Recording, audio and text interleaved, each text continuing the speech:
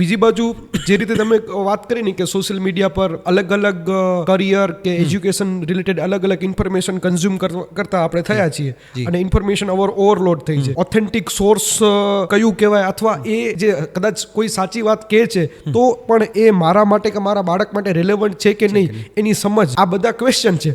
અને સર મજાની વાત એ છે કે સર તમે જે રીતે કહી રહ્યા છો કે એક બાજુ ઇન્ફોર્મેશન ઓવરલોડ થઈ રહી છે, ત્યાં જ આપણે જે આપણું ગુજરાતનું એક બહુ સારું કામ કરી રહ્યા છે જમાવટ કરીને એક યુટ્યુબમાં મીડિયા છે, એની આપણે બધા એક રીલ વાયરલ થતા જોઈએ છે.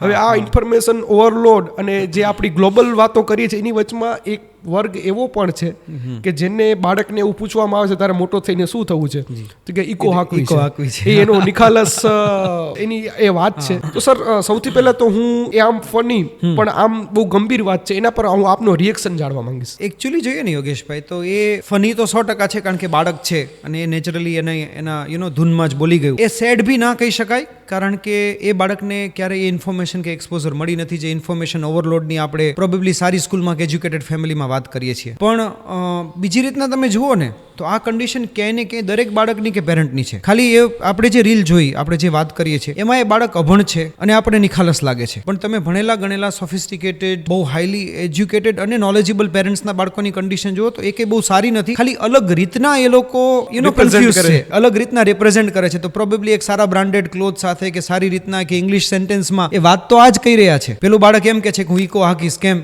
કે મારા પપ્પા ઇકો હલાવે છે, તું ઇકો જલાવીશ ને. અહીંયા એમ કે છે કે ભાઈ હું ડોક્ટર છું તો મારું ચાઇલ્ડ ડોક્ટર જ બનશે ને. તો વાત તો એ જ થઈ, રાઈટ સર. કન્ટેક્સ્ટ તો અલ્ટિમેટલી એ જ સેટ થાય છે. બહુ મોટી વાત છે સર. એ પ્રોબ્લેમ બે સેમ છે, ભલે એક ડોક્ટર હોય કે ઇકો હાકવાની, પણ જે કોપી કરીને જે પોતાનો જ કેરિયરમાં પોતાને એવું પપ્પા જેવું થવું છે, પ્રોબ્લેમ તો એ સેમ જ છે. પ્રોબ્લેમ સેમ છે. બીજું અલ્ટિમેટલી આપણે એ જોઈ એ રહ્યા છીએ કે જે મૌલિકતા હતી, બાળકની વિચારવાની કેપેસિટી હતી, એ લેવલના કારણે, વર્ગના કારણે, ભણતરના કારણે ચેન્જ નથી થઈ જે થવી જોઈએ. એજ્યુકેશનનો કે સારા ફેમિલીમાં બિલોંગ કરવાનો જે ફંડામેન્ટલ પર્પઝ એ છે કે બાળક એબલ બને. રાઈટ. આપણે જ્યારે એમ કે ગામડાનું બાળક ને શહેરનું બાળક અથવા તો સારી સ્કૂલમાં ભણતું બાળક અને સારી સ્કૂલમાં ના ભણતું કે એવરેજ સ્કૂલમાં ભણતું બાળક, ડિફરન્સ આપણે શું માનીએ? સાયકોલોજીકલી આપણે શું માનીએ? આ બાળક સારી સ્કૂલમાં ભણે છે તો એ સેટલડ હશે, એની વિચારવાની પ્રોસેસ સ્ટ્રીમલાઇન્ડ હશે, એનામાં થોડી કદાચ સોફિસ્ટિકેશન હશે. જ્યારે આપણે પેલું બીજું બાળક જોઈએ, સપોઝ ગામડામાં ભણેલું અભણ પેરેન્ટ્સનું બાળક છે જેને ગાઈડન્સ નથી અથવા તો એની પાસે એવું સારું એજ્યુકેશન નથી, તો આપણે સાયકોલોજીકલી તો એ જ વિચારે છે કે આની પાસે ઇન્ફોર્મેશન નહીં હોય, આની પાસે એનું એક્સેસ નહીં હોય. પણ જ્યારે તમે કેટેગરી 1 ભણેલા ગણેલા પેરેન્ટ્સની વાત કરો છો ને, તો રિઝલ્ટ તો અલ્ટિમેટલી એવું જ આવે છે કે એની પાસે બી એવડું મોટું લેગિંગ જ છે, ખાલી અલગ ફોર્મમાં છે. રાઈટ. એમની બી મૌલિક